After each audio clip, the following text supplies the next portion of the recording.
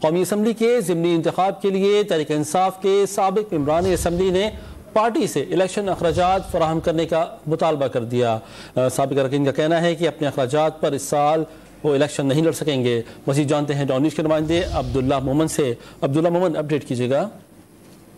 جی بالکل، پاکستان تحریک انصاف کے جو ممبران قومی اسمبلی ہے، ممبران قومی اسمبلی تھے جن کے استعفے منظور ہو گئے تھے، تو یہ فیصلہ سامنے آیا تھا کہ عمران خان تمام حلقوں پہ جو ہے وہ الیکشن لڑیں گے، لیکن بعد میں پاکستان تحریک انصاف نے یہ فیصلہ تبدیل کرتے ہوئے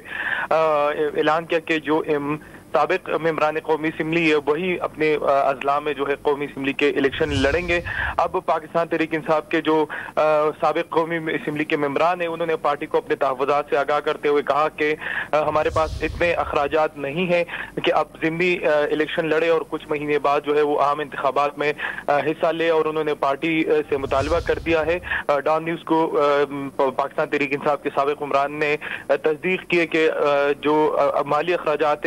ضمنی انتخابات میں اس میں پارٹی جو ہے وہ فنڈز فراہم کرے، جبکہ دوسری جانب ہم نے اپنے ذرائع سے پوچھا تو انہوں نے بتایا کہ پارٹی نے سابق ممبران قومی اسمبلی کو فنڈز فراہم کرنے سے انکار کر دیا۔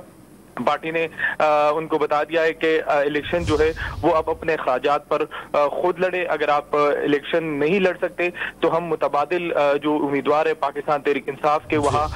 تو اس پہ ہم اس کو ٹکٹ جو ہے وہ فراہم کر دیں گے، جس کے بعد ممبران قومی اسمبلی میں سابق ممبران قومی اسمبلی میں تشویش